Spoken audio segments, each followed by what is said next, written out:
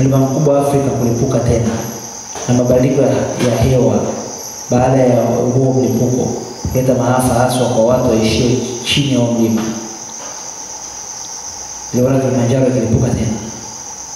Ushauri wa nabii, ombea njia Machame, naona moshi mkubwa kwenye maafa, ombea njia Rongwa. Hii ni milipuko miwili mikubwa. Ombea milima duniani, kemeeni milipuko 2024. Headlines za milipuko haswa Afrika Mashariki.